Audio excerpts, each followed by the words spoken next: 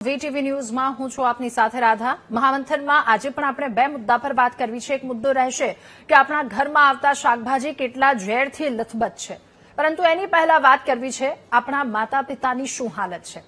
આજનો રાજકોટનો જે કિસ્સો સામે આવ્યો છે અને ત્યારબાદ આ સવાલ ફરી એક વખત ઉઠ્યો। આપણું સાહિત્ય કહે છે, કેટલાય કવિઓ લખી ગયા છે મા વિશે, એટલે ભૂલો ભલેથી લઈ અને મહાહેતવાળી સુધી કેટલીય કવિતા મા પર અને પિતા પર પણ એટલું જ લખાયું છે। આપણું સાહિત્ય આપણને શીખવે છે, આપણા સંસ્કાર આપણને શીખવે છે કે મા બાપ જેવા કોઈ તીરથ નથી, જેમણે આપણને શ્વાસ આપ્યા છે, જેમણે આપણું ભવિષ્ય સિંચ્યું છે। એ માતા પિતાનું ઋણ તો 7 જન્મમાં પણ ન છૂટી શકે। માતા પિતાના ચહેરા પરની કરચલીઓ એ કરચલીઓ ઉંમરની નથી હોતી, એ સંતાનો માટે કરેલા ત્યાગની એક સાક્ષી છે। પણ આ બધાય ગુણગાનની સાથે કેવી કમનસીબી કહેવાય કે પેટે પાટા બાંધીને મોટા કરનાર મા બાપને આજે પોતાના જ ઘરે શાંતિથી રહેવા માટે પોલીસ સ્ટેશનના પગથિયા ચડવા પડે છે। રાજકોટના કાલાવડ રોડ વિસ્તારની ઘટના જે સામે આવી છે એના વિશે વાત કરવી છે કે એક વૃદ્ધ દંપતીને પુત્રના અવસાન બાદ પુત્રવધુ અને પૌત્રીઓ એ મિલકત વિવાદમાં હેરાન પરેશાન કરતા હોવાનો ચોંકાવનારો કિસ્સો સામે આવ્યો છે। 74 વર્ષીય પુષ્પાબેન જોશી અને તેમના 86 વર્ષીય પતિ પ્રવીણચંદ્ર જોશી। પુષ્પાબેને પોતાની પુત્રવધુ અને 2 પૌત્રીઓની સામે રાજકોટ પોલીસ સ્ટેશનમાં ફરિયાદ નોંધાવી છે। તેમનો આક્ષેપ છે, આ દંપતીનો આક્ષેપ છે કે મિલકતમાં ભાગ આપવાની માંગણીને લઈને વારંવાર તેમની સાથે ઝઘડો કરવામાં આવે છે। વૃદ્ધ દંપતી સાથે ગાળાગાળી બોલાચાલી કરવામાં આવતી હોવાનો પણ ફરિયાદમાં ઉલ્લેખ છે। એટલે સવાલ અહીંયા એ થાય છે, એમને જ્યાં ઘરમાંથી નીકળે છે તો ત્યાં તેલ ઢોળી અને મારવાનો પ્રયાસ આવી ફરિયાદમાં ઉલ્લેખ કરવામાં આવ્યો છે। આવા કિસ્સાઓ એમને વર્ણવ્યા છે। એટલે સવાલ એ છે કે મિલકત માટેના વિવાદ આખરે કયા સ્તર સુધી પહોંચ્યો છે। આપણે કઈ સંસ્કૃતિ, કયા સંસ્કારોમાં માનનારા લોકો છીએ અને આ કઈ દશા પર આવીને આપણે પહોંચી ઉભા રહી ગયા છે। મિલકતના ભાગ માટે પરિવારના સંબંધો કેટલી હદે તૂટી શકે અને જે ઘરમાં પરિવારના સભ્યો સાથે મળીને રહેવાનું હોય ત્યાં જો મિલકતને લઈને વિવાદ એટલો બધો વધી જાય કે વૃદ્ધ માતા પિતાએ પોલીસની મદદ લેવી પડે તો પછી આપણા માટે કેટલી શરમજનક વાત કહેવાય। હાલ રાજકોટ તાલુકા પોલીસે ફરિયાદના આધારે સમગ્ર મામલે તપાસ શરૂ કરી છે। હવે પોલીસ તપાસમાં આ આખી વાતનું સત્ય સામે આવશે। એક સવાલની સાથે આજના મહામંથનમાં ચર્ચા કરવી છે કે સંપત્તિ પાછળ તૂટી સંબંધોની લક્ષ્મણ રેખા।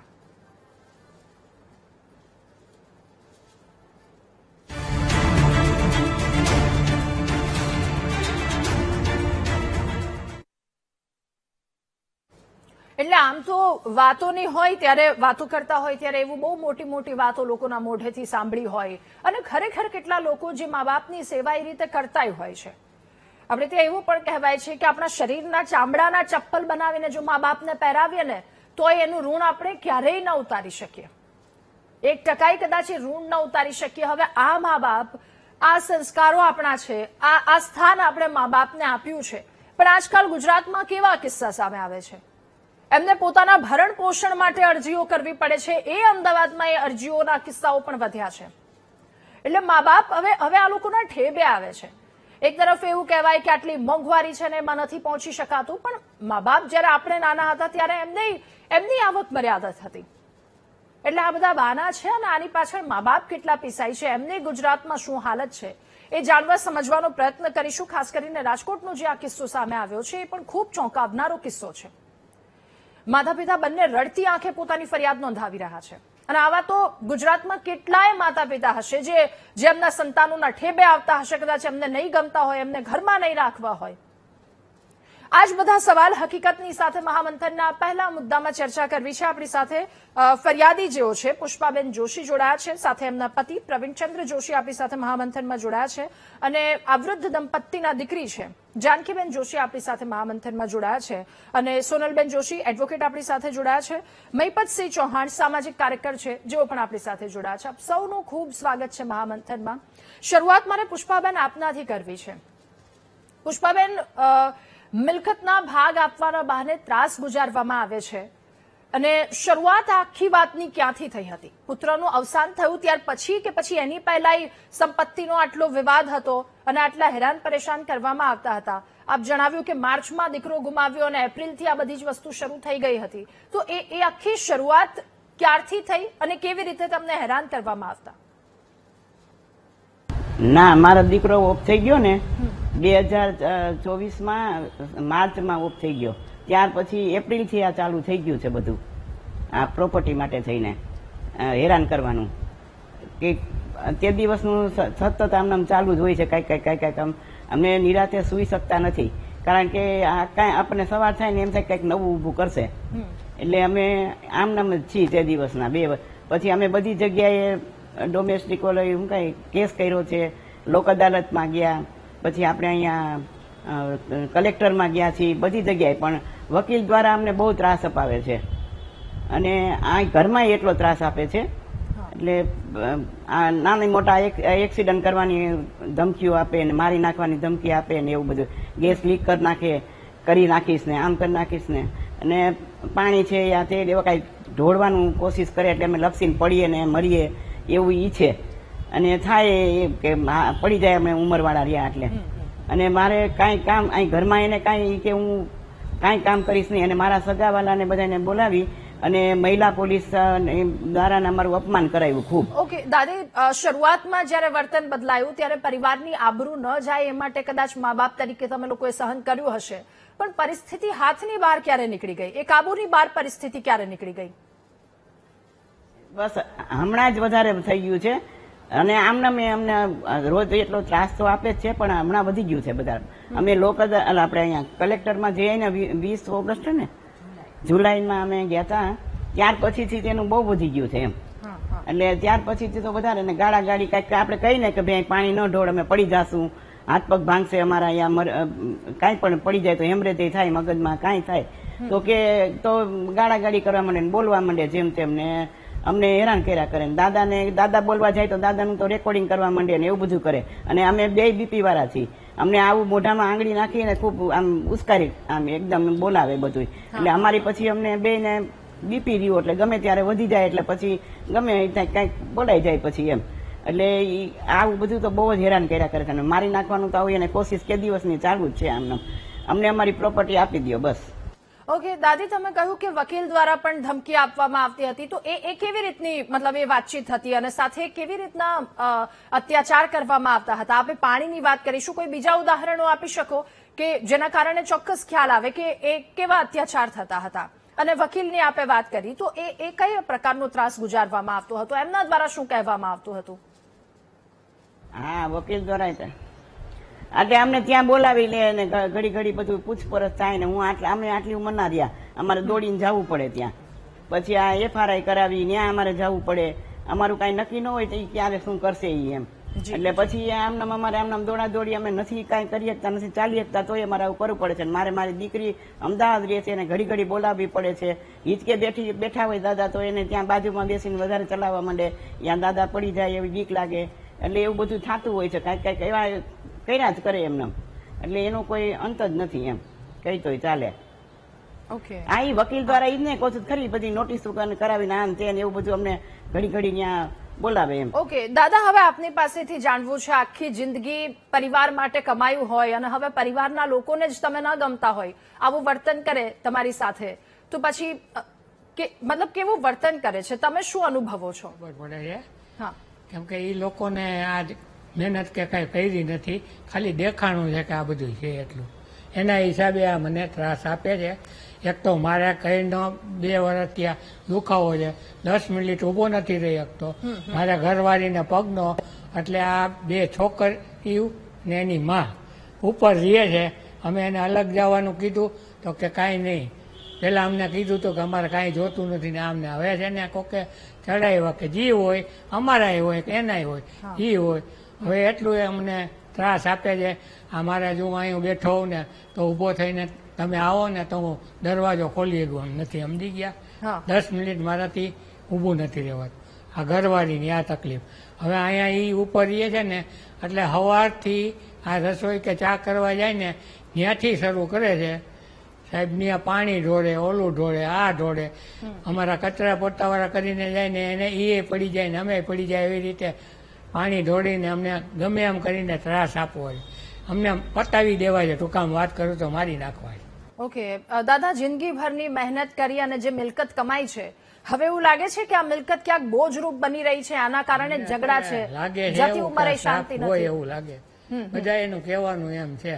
હા, એમાં છે ને પૈસો દેખાઈ ગયો છે ને એટલે આંધળા થઈ ગયા છે. બીજા અમારા એના જી હોય એમ. હા, અહીંયા કાકા મારે ઓલી જારી ખોલવા જ આવી હોય ને તો નથી જઈ શકતો ને આને પગના દુખાવો થયો એટલે હું હાવ ભાંગી ગયો છું.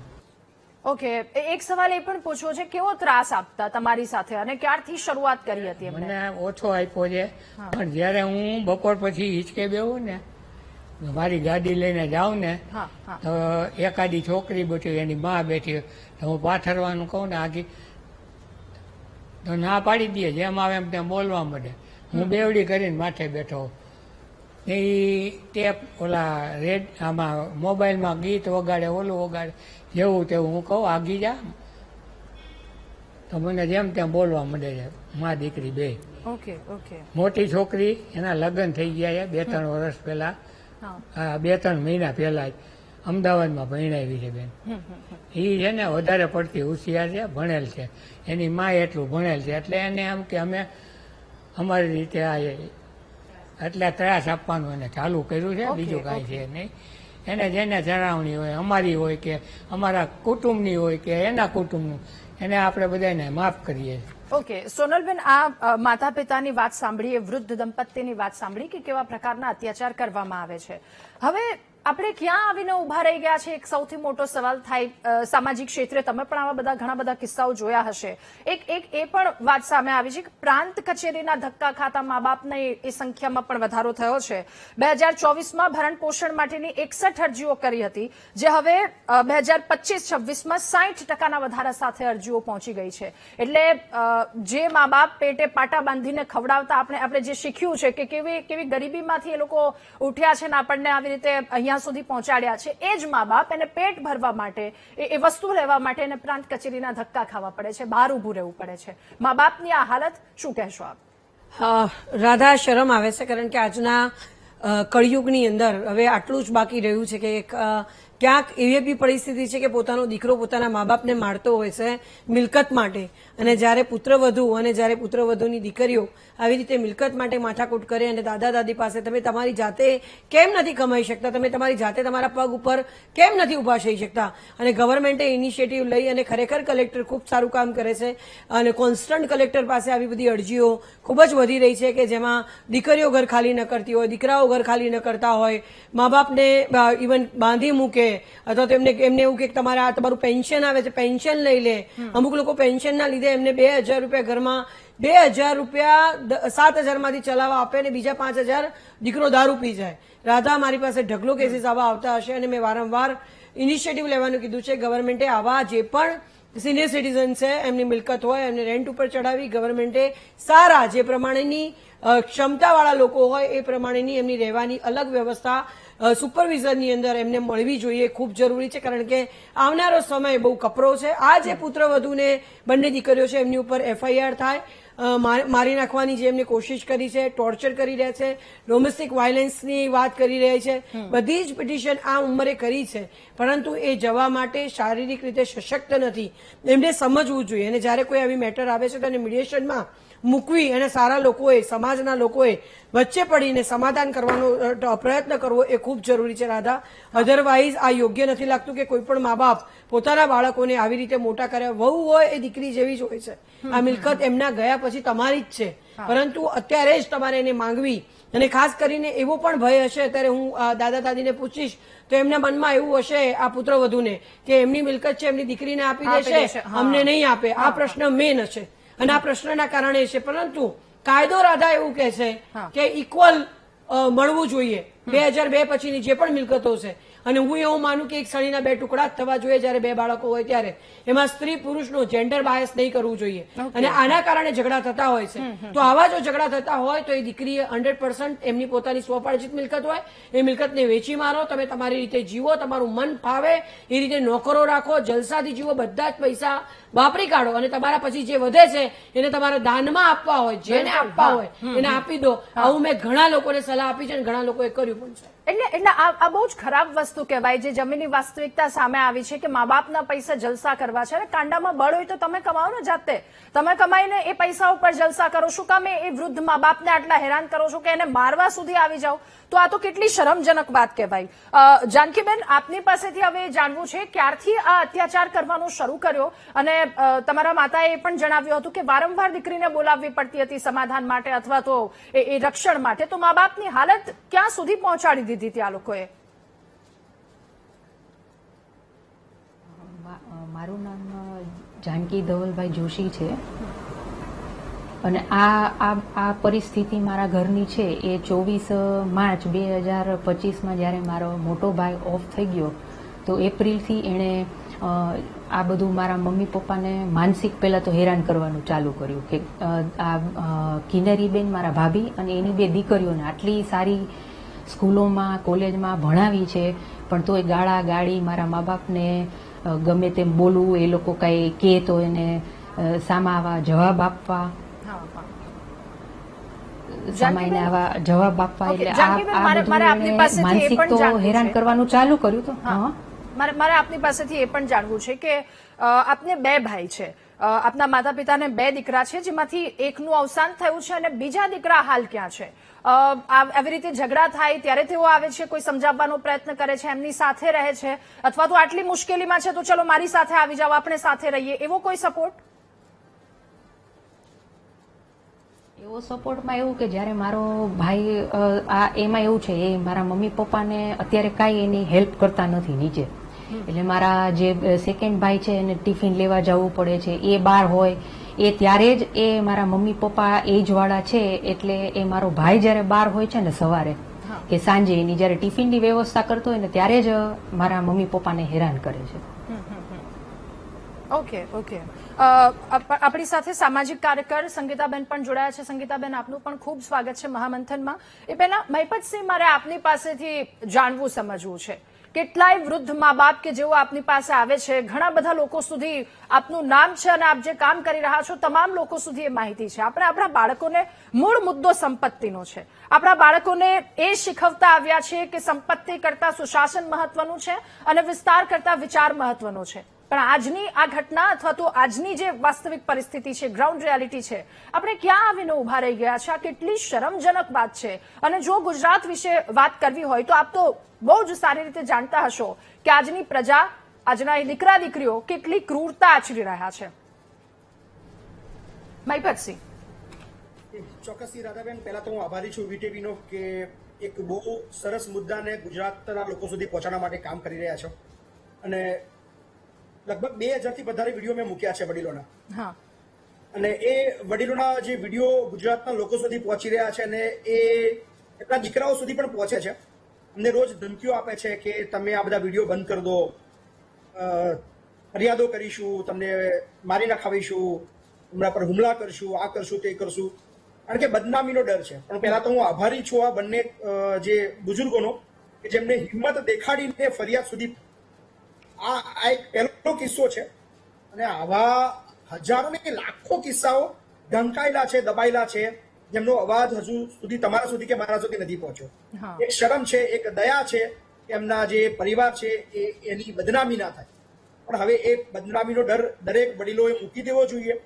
મારી દિલથી બધાને અપીલ છે કે તમે આખી જિંદગી ખૂબ મહેનત કરી છે, ખૂબ કષ્ટ વેઠીને એક એક રૂપિયો ભેગો કર્યો છે, અને ઠીક છે તમે તમારા બાળકો માટે બધું રાખતા હશો, પણ એમાંથી થોડો ભાગ તમારા માટે પણ કમસે કમ રાખો કે આ સમયે તમને કોઈ હેરાન ના કરી જાય. હવે જમાનો બદલાયો છે. હવે તમે અપેક્ષા ના રાખશો કે તમારા બાળકો તમને બહુ ખુશ રાખવાના છે, તમારા માટે બધું જ કરશે જે આપણે જે પહેલાના સમયની અંદર દીકરાઓ કરતા. હવે જમાનો બદલાઈ ગયો છે. પૈસા માટે હવે કોઈનો રહ્યો નથી.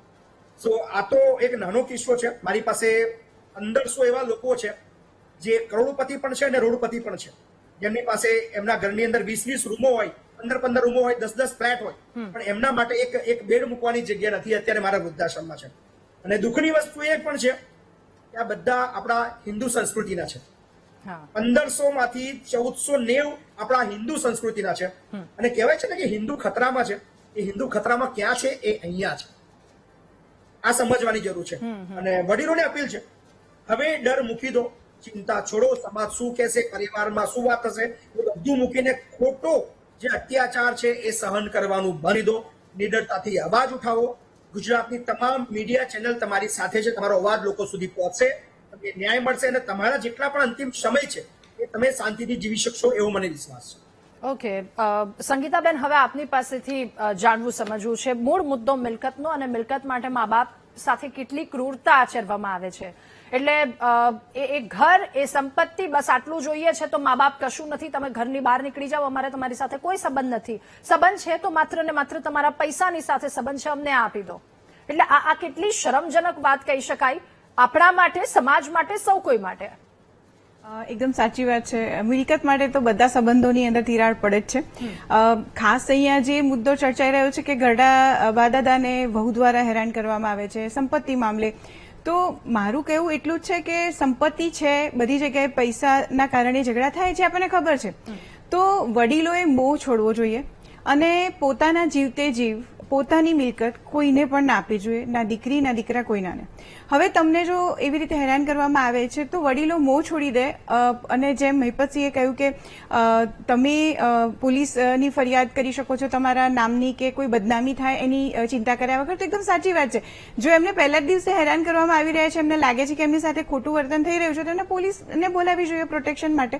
અને પોતાના ઘરમાંથી વહુ અને દીકરા, એમના પૌત્ર પૌત્રીઓ હોય તો એમને ભાડાનું કોઈ મકાન શોધીને એમને કેવું જોઈએ તમે અલગ રહો, અમે તમારું ભરણ પોષણ કરી લઈશું. પણ એ પણ નથી જવું, એ છોડવું જ નથી. તો પોલીસ પ્રોટેક્શન લઈ શકે છે, કારણ કે કાયદાની દ્રષ્ટિએ જોવા જઈએ તો ઘણું બધું થઈ શકે છે. અને ત્યારે એ લોકોએ સ્ટ્રોંગ થવાની જરૂર છે. જો નથી થઈ શકતા તો સામાજિક કાર્યકરો છે, મને બોલાવશે તો હું એમને બીજા દિવસેનો નિવેડો લાવી આપીશ. એના ઘણા બધા રસ્તાઓ છે.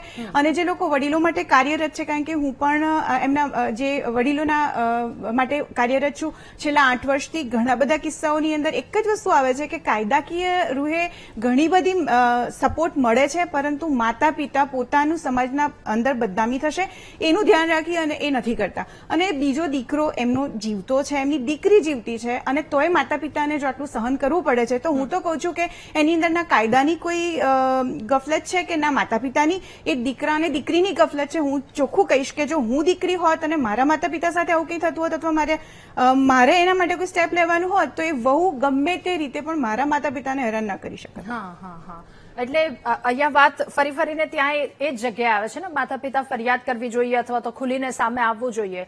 એ મા બાપ છે, છોરું કછોરું થાય, એ કદાચ એ બધાય સંસ્કાર ભૂલી જશે, મા બાપ સાથે એવું વર્તન કરશે, પણ માવતર ક્યારેય કમાવતર નથી. ત્યાં હજુ એના મનમાં, એના દિલમાં ક્યાંક ને ક્યાંક હશે કે મારું છે, હું શું કામ એને સમાજની સાથે સામે લાવું. કમાવતર થવાની વાત જ નથી. જ્યાં સુધી માતા પિતા બાળકને એમની ભૂલ ઉપર થપ્પડ ના મારે ત્યાં સુધી એ સુધરતું નથી, એ બગડતું જશે. અને એના સારા ભવિષ્ય માટે એમને કડક પગલા લેવા જ જોઈએ. અને વહુ પણ એમની એક દીકરી જ છે, ભલે એ કછોરું થઈ ગઈ હોય તો એને 2 થપ્પડ મારીને કાયદાની રૂએ સમજાવે કે આ તું ખોટી છે અને તારા ખોટા ઈરાદાની અંદર તું આગળ નહીં થઈ શકે. અને તમે વીટીવી અને બીજા મીડિયાના માણસો પણ એમની સાથે છે, આજે આખો સમાજ એમની સાથે છે, તમને કોને ડર લાગે છે? બિલકુલ, એ ડરવાની જરૂર નથી. હવે થોડું એમને પણ પ્રેક્ટિકલ થવાની જરૂર છે. પુષ્પાબેન, ફરી એકવાર આપની પાસે, મારે આપની પાસેથી એ જાણવું છે, તમે જમવાનું, દવાઓ, આ બાબતે કોઈ રીતે હેરાનગતિ કરવામાં આવે છે? આ બધું કેવી રીતે મેનેજ કરો છો તમે? ના, એ નથી, અમે ટિફિન મંગાવી લઈ છીએ. એટલે અને મારો નાનો દીકરો છે ને બધી સેવા કરે છે અમારી ઘરમાં. એ પોતે કાંઈ કામ નથી કરતી, જરાય નહીં કરવાનું. કામવાળી ન આવી હોય તો નહીં, આમથી અમસ્તું નહીં. અને કચરા એ ઉપરથી ઉલટાના આમ નાખે નીચે, વાળ ને આ તે. અમે નીચે કચરા પોતાવાળી કરી ગઈ હોય એટલે ગમે તેવો ત્રાસ કાંઈક જ કરે એમને એમ. એટલે અમને બહુ ત્રાસ આપે છે. અને પછી આ ચાવી માટે થઈને નહીં કરે કે ચાવી અમને આપી દો, એટલે અમે ચાવી જો પેલા અહીંયા બહાર જ પડી રહેતી અમારી, તો આપણે રાતના 2 વાગે આવે, ગમે ત્યારે આવે. અમને પછી ઊંઘ ન આવતી હોય, એમ થઈ જાય કે ક્યારે આવશે. મારો દીકરો ગુજરી ગયો પછીની આ બધી વાત છે. ઓકે પુષ્પાબેન, દાદી એ પણ પૂછવું છે, તમે કહ્યું નાનો દીકરો છે, તો નાનો દીકરો એ વર્તુળકની સામે કશું બોલતો નથી? એવું નથી કે તો આપણે બધા સાથે રહીએ, કોઈ તમને શું બોલી જાય? એ કાંઈ ન કહે, એને એ કાંઈ એમાં ભાગ જ નથી લેતો કાંઈ. એ અમને ખાલી અમારી સેવા કરે. અમે કહીએ એટલું બસ, દવા દારૂ લઈ આવી દઈએ બધું, બસ દવાઓ લઈ આવે બધું. હા, ટિફિન લઈ આવે. ઓકે. બીજું કઈ કામ હોય તો કરી આવી દે, હોસ્પિટલ લઈ જાય અમને. હા હા આ દવાખાને દાદાને હમણાં પડી ગયા હતા ત્યારે એને હાથમાં ફ્રેક્ચર આવ્યું હતું, તો એનું ઓપરેશન ને આ ને તેની બધી દીકરો દોડાદોડી કર્યા કરે બધી. ખાલી અને મારા તો દોડા પગમાં દુખાવો થઈ ગયો છે ગોઠણનો, તો હું તો બહુ હલચલ કરી શકતી નથી કઈ. અને ઓપરેશન નું કીધું ડોક્ટરે, પણ હવે હું આમ કેમ કરું ઓપરેશન? ક્યાંય શાંતિ જ નથી આમાં રહેવા દેતા ઘરમાં. અને બધા અને એની મોટી દીકરીના લગ્ન કર્યા તો અમને કઈ ખબર નથી. આડોશ પાડોશમાં બધાને ક્યારે ક્યાં પતાવી દીધા અમને કઈ ખબર ન હોય. પછી આડોશ પાડોશમાં બધાને અમારી હારે કે અમને કોઈ પણ રીતે આપણે અપમાન કર્યા કરે અમારું.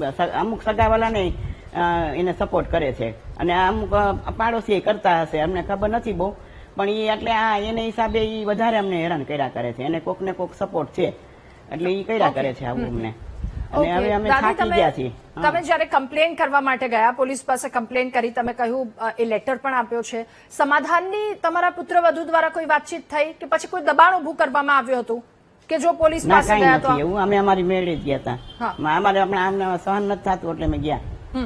એટલે પછી એને બધું અમારી કરાવ્યું બધું અમને એને. ઓકે સોનલબેન, હવે બહુ જ સરળ શબ્દોમાં એ સમજવું છે કે જો કેટલાય મા બાપ આવી રીતે જોતા હશે, ક્યાંક ને ક્યાંક હેરાન થતા હશે. આપણે હમણાં જ એક કિસ્સો એ પણ જોયો કે એ દીકરીને પિતાના અંતિમ સંસ્કાર માટે ટાઈમ નથી, એના માટે ઓનલાઈન રૂપિયા ટ્રાન્સફર કરી દે છે વૃદ્ધાશ્રમના લોકોને. એટલે જો બાપ આખી જિંદગી તમારી પાછળ ખર્ચી નાખે છે અને તમને એના ગયા પછી તમારી પાસે સમય નથી. હવે જયારે અને સાથે ઘણા બધા લોકો પણ આવી રીતે જોતા હશે, ક્યાંક ને ક્યાંક કોઈક ને કોઈક રીતે જો ભોગ બનતા હોય, તો મા બાપને હવે એમને પણ જાગવાનો સમય આવ્યો છે, થોડું પ્રેક્ટિકલ બનવાનો સમય આવ્યો છે, થોડું બોલવાનો સમય આવ્યો છે. તો એ કેવી રીતે આમ રિલેક્સ થઈ શકે, અથવા તો એમની પાસે શું હથિયાર છે એ કાયદાને લઈને, અથવા જો ફરિયાદ નોંધાવી હોય તો પછી એ કઈ રીતે મજબૂતાઈથી એ વાત રજૂ કરી શકે? પહેલા તો સિનિયર સિટીઝન એક્ટ છે એ બહુ મજબૂત છે. તમને કશી જ ખબર નથી પડતી તો તમે 181 અથવા 112 ડાયલ કરો. પોલીસને ક્લિયર ગવર્મેન્ટે ઇનિશિયેટિવ આપીને કીધેલું છે કે જેટલા સિનિયર સિટીઝન છે એમની ખાલી નોંધણી કરવી અથવા તો એમની ખાલી ગણતરી કરવાની નથી, પરંતુ એમના કોઈ પ્રશ્ન હોય, 60 વર્ષથી ઉપરનું કોઈ પણ હોય તો એ ઘરે બેઠા એમની ફરિયાદ નોંધાવી શકે છે. એમને જ્યાં પણ તકલીફ હોય એના માટેની વ્યવસ્થા થાય છે. અને રાધા એટલા સેન્સિટાઇઝ જજો હોય છે કે જયારે ઘણા કોર્ટોની અંદર જજ પોતે નીચે આવતા હોય છે ગ્રાઉન્ડ ફ્લોર પર અને એમની જુબાની અથવા તો એમનું સ્ટેટમેન્ટ લેતા હોય છે. એટલે બધા બહુ સેન્સિટાઇઝેશન છે. પરંતુ તમારા માધ્યમથી આ કળિયુગ છે, દરેક મા બાપને કહેવા માંગીશ, પોતાની મિલકત પોતાની છે. તમે મરો એના પછીનું, તમારા ગયા પછી જે વસિયત હોય વસિયતના આધારે જ તમારે વહેંચણી કરવી જોઈએ. તમારા રૂપિયા છે, તમે વાપરો. અને ક્યારે પણ તમારી મિલકત અંગેનું કોઈ પણ બાળક એવું ના કહી શકું કે આ તારું ના મારું, મારા મર્યા પછી તમે એના હકદાર છો. તમને જયારે કોઈ પણ વ્યક્તિ હેરાન કરે છે તો મહિપતસિંહ અહીંયા હાજર છે, મારો નંબર પણ ઓનલાઈન અવેલેબલ છે. ક્યારે કંઈ પણ થાય તમારે જેવી રીતે 181 ડાયલ કરશો, ત્યાંની દીકરીઓ પણ બહુ સેન્સિટાઇઝ છે. અભ્યમની પોલીસ પોતે પણ જયારે પોસ્કો આવે કે સિનિયર સિટીઝન આવે બહુ સેન્સિટાઇઝ છે. જેને પરિવાર, સંયુક્ત પરિવારની વાત છે. ખરેખર આ લોકોએ જે રીતનું વર્તન કર્યું એના કરતા મીડિયેશન કરવાની જરૂર હતી. સારી રીતે કહેવાતા સમાજના લોકોએ વચ્ચે પડીને શું પ્રોબ્લેમ છે, ક્યાં નડે છે, શું ઇસ્યુ છે, અને જયારે જે મા બાપે મોટી કરી હોય, જેમ બેને કીધું, ભણાયા ગણાયા, આજે તમે મોટા છો, તમે જનરેશન ઝેન્ઝી છો, તમારે સમજવાનું હોય કે મારા બા દાદાની ઉંમર થઈ ગઈ છે, અગર એ કઈ બોલે પણ છે તો આપણે આ ખાડા કાન કરવા જોઈએ. આજે મારી મમ્મી 75 વર્ષની છે, જયારે અકળાઈ જાય અને એ જયારે ગમે તે બોલે, મારા ભાભીને કે મારા ભત્રીજાઓને વળતો જવાબ નથી આપતા, એનું નામ સંસ્કાર કહેવાય. એ સંસ્કાર હોવો ખૂબ જરૂરી છે. આજના બાળકો જે સામે થાય છે એમની સાથે વાતચીત નથી કરતા, એમની સાથે એમને બેસવું નથી હોતું. વાતચીત કર્યા વગર એમને આ નાનો દીકરો જે ડરી રહ્યો છે, કારણ કે ખોટા કેસ કરે રાધા, કાયદાનો મિસયુઝ ઘણી જગ્યાએ થતો હોય, ડરતો હશે, એ ડરના લીધે એ વ્યક્તિ બોલી નથી શકતો. આવો કાયદો પણ ન હોવો જોઈએ. હું રજૂઆત કરીશ બા દાદાને સીસીટીવી કેમેરા મૂકે અને એની અંદર વોઇસ વાળા કેમેરા મૂકે. તમને જયારે પણ કઈ તકલીફ પડે ત્યારે તમે એના માટે તમે પુરાવા તરીકે એનો ઉપયોગ કરી શકો. તમારી દીકરી જે અમદાવાદ રહે છે એ ઓનલાઈન એ કેમેરાનું સ્ટોરેજ રાખે એના ફોનમાં, અને જયારે તમને કઈ તકલીફ પડે તમે પોલીસ બોલાવો. અને કઈ પણ ઝઘડો કે કોઈ ઇનિશિયેટિવ થાય ત્યારે બિલકુલ રાહ જોયા વગર 112 દબાવો, ઇમરજન્સી બટન દબાવવું, હેલ્પલાઇન દબાવી, આ બધી ઇવન. અને તમારે કઈ વાત કરવી હોય તો એવી વૃદ્ધો માટેની પણ હેલ્પલાઇન છે, હેલ્પેજ ઇન્ડિયા છે, એ પણ કામ કરે છે. તમે કમ્યુનિકેશન કરી શકો છો, જેના કારણે તમે વાત કરી શકો. એટલે આ બધી વસ્તુઓ ખૂબ જરૂરી છે રાધા. અને કલેક્ટર જે રીતે ઇનિશિયેટિવ લેતા હોય છે ને, એ લોકોનું ઘર ન હોય તો ખરેખર ખાલી કરવાનો દાવો દાખલ કરવો જોઈએ ને એમને ઉપરથી ત્યાંથી કાઢી મૂકવા જોઈએ, કારણ કે જેના કારણે આ બા દાદાને ત્રાસ નહીં થવો જોઈએ. એમના મૃત્યુ બાદ તમે આ જે બી મિલકત છે એના ભાગ પાડો.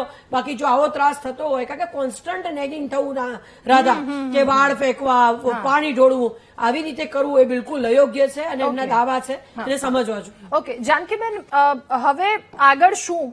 કારણ કે અત્યાર સુધી આ અત્યાચારનો મામલો અહીંયા સુધી પહોંચ્યો છે. એક દીકરી તરીકે તમે વિચાર્યું છે કે મા બાપને હવે હેરાન નહીં થવા દઉં, હું એને મારી પાસે લઈ આવવું, અથવા તો કંઈક રોકતી વાત હોય, અટકાવતી વાત હોય, તો એ શું છે?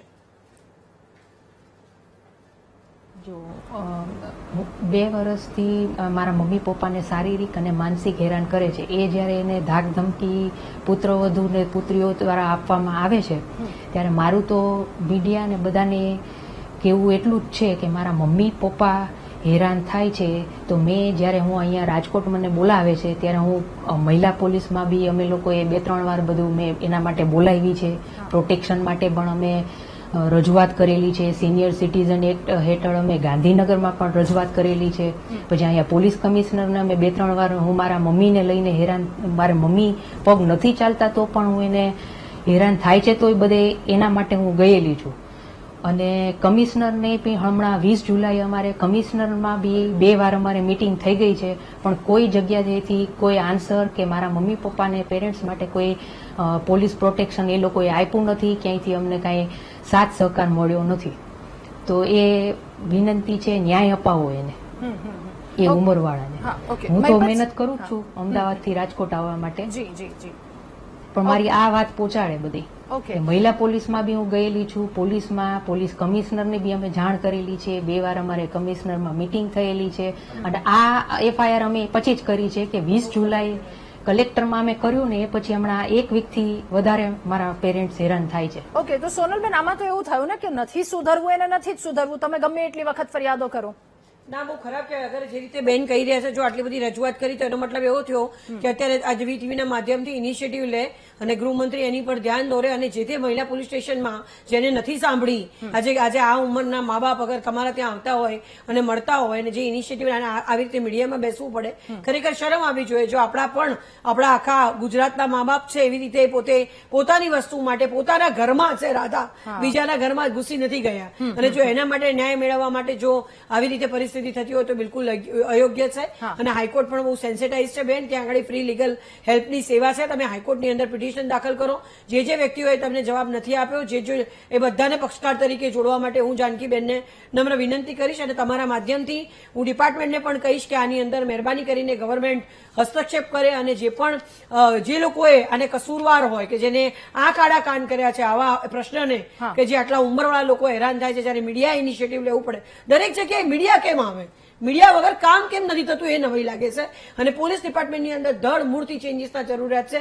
એમને સેન્સિટાઇઝેશન હજી પણ જો નહીં રાખે તો આવું બધા કેસો રોજ આવતા રહેશે. આ ખરેખર બહુ દુઃખદાયી ઘટના છે. ઓકે, મહિપતસિંહ, ફરી એકવાર આપની પાસે તમારી પાસેથી એ જાણવું છે. અત્યારે દાદાએ વાત કરી કે હિંચકે બેઠા હોય તો હિંચકેથી નીચે પાડી દેવાની ક્રૂરતા. એટલે એક સામાન્ય માણસ તરીકે સવાલ સૌથી પહેલા તો એ થાય કે તમારા મા બાપને આટલી આંચ પણ આવે એટલો જીવ તમારો કેવી રીતે ચાલી શકે? અને જો કે ચાલે છે એટલા માટે જ આ લોકો રાક્ષસો બનીને બેઠા છે, આવી રીતે મા બાપને કરે છે.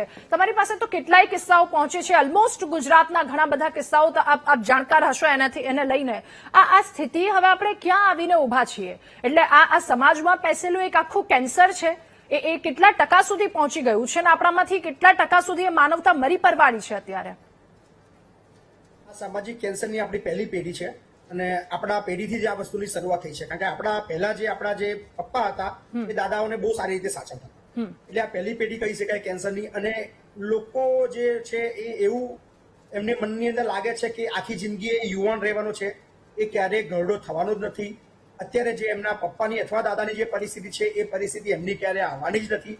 આ જીવન મતલબ વર્ષો સુધી એ આવું અમર છે, ફિટ રહેવાનો છે અને એને કશી જ તકલીફ પડવાની નથી, એવું એના મનની અંદર એવું ચાલે છે. નીતિ ભૂલી ગયો છે. નાની નાની વસ્તુની અંદર ઝઘડા કરવા, ગુસ્સો કરવો અને વડીલોને તોછડું વર્તન કરવું. કારણ કે મારી પાસે જેટલા પણ લોકો છે ગરીબ પણ છે અને પૈસાવાળા પણ છે. તો પૈસાવાળા લોકો છે એમનામાં એક મેં તારણ કાઢ્યું છે કે એ લોકો ઘરની અંદર શાંતિ ઈચ્છે છે. એમને 2 ટાઈમ ફક્ત શાંતિથી જમવાનું મળે, એમની સાથે કોઈ તોછડું વર્તન ના કરે, એમની વાતમાં કોઈ ઉતારી ના પાડવામાં આવે, શાંતિથી ખાલી થોડું જમવાનું એમને મળે અને શાંતિથી સૂઈ શકે, એટલું જ એ લોકો માંગતા હોય છે. ઉંમરના લીધે કદાચ એમની ભાષા બદલાય, એમનું વર્તન બદલાય, એ બની શકે. કારણ કે નાનું બાળક અને વડીલ બંને સરખા હોય છે, પણ આ વસ્તુ માણસે સમજવી પડશે. અને કાયદાઓ તો બધા બેન છે. સોનલબેને કીધું કે કાયદા છે, પણ કાયદાઓ બહુ બધા છે, પણ 90% ને 100% લોકો કાયદા સુધી પહોંચી શકતા નથી.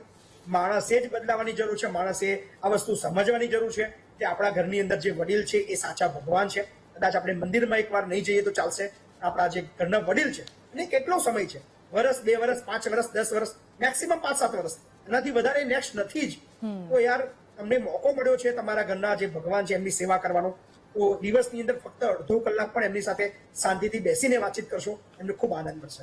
અને પ્રોપર્ટી એ તમારી જ છે, એ બીજા ક્યારેય કોઈને નહીં આપે. કોઈ પણ વ્યક્તિ હોય, જે હું છું, તો મારી પાસે જે પ્રોપર્ટી હોય હું શા માટે બીજાને આપું? મારા ઘરના જે પણ વારસદારો છે એમને જ આપવાનો છું. પણ તમે એવું શા માટે એવી હરકતો કરો છો, એવું વર્તન કરો છો, એની બધી પ્રોપર્ટી બીજે જાય. અમને ઘણા લોકોના ફોન આવતા હોય છે કે મેં પછી અમારે બધી પ્રોપર્ટી તમને દાનમાં આપી દીધી છે, અમારા બાળકને એક પણ નથી આપી.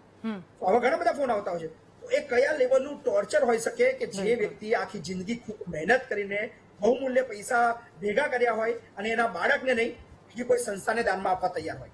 તો દરેક એ બાળકને અપીલ કરું છું કે તમારા વડીલોને સાચવો. પ્રોપર્ટી તમને જ મળશે, બીજા કોઈને નહીં આપે. ફક્ત એમના જેટલા પણ વર્ષો રહ્યા છે એમને શાંતિથી જીવવા દો. બિલકુલ સાચી વાત. સંગીતાબેન, હવે એક વસ્તુ અત્યારે મહિપતસિંહે કહ્યું કે આ પેઢીની શરૂઆતથી આ બધા કિસ્સાઓ સામે આવવાના શરૂ થયા છે. ઠીક છે, અને પાછળના કારણો જે કંઈ પણ હોય, પણ એ જાણવું છે એક યુવાન તરીકે એ લોકોનું કયા પ્રકારનું કાઉન્સેલિંગ થવું જરૂરી છે, અને આ તરફ માતા પિતાને, વૃદ્ધ માતા પિતાને કયા પ્રકારનું કાઉન્સેલિંગ, એમને કયા પ્રકારની ટ્રેનિંગ આપવી જરૂરી બની છે? આપણે પેઢીની વાત કરીએ તો એક વડીલો છે, પછી એક મિડલ એજ છે, અને એક અત્યારે હાલની જે નવી પેઢી છે. નવી પેઢી બહુ સેન્સિટિવ છે. એ લોકો બહુ જ રિસ્પેક્ટથી વર્તન કરતા હોય છે. એમનામાં એ માણસાઈ કદાચ એવું છે કે વધારે જીવિત થઈ ગઈ છે.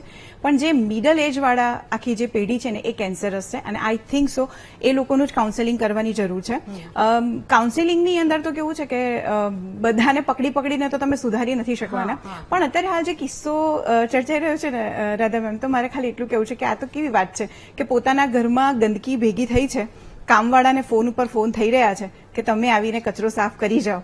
પછી એ નથી કરતા તો અમદાવાદમાં રહો છો તો અમદાવાદ મ્યુનિસિપલ કોર્પોરેશનને કોલ કરવામાં કે તમે અમારા ઘરનો કચરો સાફ કરી જાઓ. પણ જ્યારે ખાતું કામ નથી કરતું અથવા એમને વિલંબ થાય છે તો આપણા ઘરનો કચરો તો આપણે સાફ કરવો પડશે ને.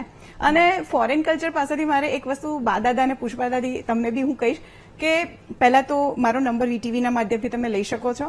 અને જો તમને કોઈ મદદ ના કરી શક્યું હોય અત્યાર સુધીમાં, જેમ કે સોનલ મેમે કહ્યું કે બહુ કાયદાકીય દ્રષ્ટિએ ઘણા બધા કડક પગલાં લેવાઈ શકે છે, તમને કદાચ કેમ હેલ્પ નથી મળી રહી કારણ કે પોલીસની જે કાર્યશક્તિ છે અને એ લોકો જે રીતે કાર્ય કરી રહ્યા છે, મને તો એવો પર્સનલી અનુભવ થયેલો છે કે એ લોકો સિનિયર સિટીઝન માટે બહુ સારી રીતે વર્ક કરે છે. પણ સમહાઉ ન થયું હોય તો મારો નંબર ચોક્કસથી લો. જે દિવસે તમે મને આ કાર્ય સોંપશો, એક અઠવાડિયાની અંદર આનો નિવેડો લાવી આપવા માટે કાયદાકીય રીતે હું તમારી સાથે હોઈશ. અને આ મીડિયાના માધ્યમથી બધાની સામે કહું છું કારણ કે આવા ઘણા બધા કેસીસ અમે સરખા કર્યા છે. પણ ખાલી એટલું કેવું છે કે પોતાના ઘરમાં કચરો છે, વેસ્ટર્ન કન્ટ્રીઝ પાસેથી એ શીખો કે આ ઉંમરે તમને કોઈ ઘરમાં હેરાન કરે છે તો તમારા પૈસા વાપરો ને. મસ્ત યાત્રાએ જતા રહો અને એ લોકોને પૈસા એમના માટે શું કરો, પૈસા બચાવો. ઓકે, સોનલબેન, સંગીતાબેન અને મહિપતસિંહ, આપ ત્રણેય ઉપર એટલા માટે ગર્વ થાય કે દીકરા દીકરી બની અને એક મા બાપ, બે મા બાપ નહીં, પરંતુ તમે લોકો ગુજરાતના એ તમામ મા બાપ કે જેઓ મુશ્કેલીમાં મુકાયા છે એમની પાસે તમે ઉભા છો. એટલે કેવી મુશ્કેલીમાં છે, તમારા ત્રણેયના મોઢેથી અત્યારે એ શબ્દો નીકળ્યા કે અમે ઉભા છીએ તમારી સાથે, તમે અમારી પાસે આવો. એટલે ખૂબ ગર્વ છે જ્યાં સુધી તમારા જેવા દીકરા દીકરીઓ અહીંયા ઉપસ્થિત છે લોકોની મદદ માટે. દાદા, ફરી એકવાર આપની પાસે હવે એક અંતિમ સવાલ એ પૂછવો છે કે હવે શું ન્યાયની આશા છે, તમારી માંગ શું છે? ન્યાયની વાત એવી છે સાહેબ કે મેં મારે જે દેવાનું છે ને એ બધું કોર્ટની મેટરમાં આપી દીધું છે ને આને પેલા અહીંથી ખાલી કરાવો તો જ મારા જીવને અને મને મારા બે માણસ શાંતિ થાય. આનાથી વિશેષ મારે કાંઈ જોતું નથી. મારે દેવું છે બધું એનું કાયદેસર છે ને, એમાંથી એક પૈસાનું માન નથી જોતું. બરોબર? ઓકે દાદી, એક અંતિમ સવાલ આપને કે પોલીસ કાર્યવાહી પછી તમે સુરક્ષિત અનુભવી રહ્યા છો, ન્યાય માટે પોલીસ પાસે તમારી શું માંગણી છે?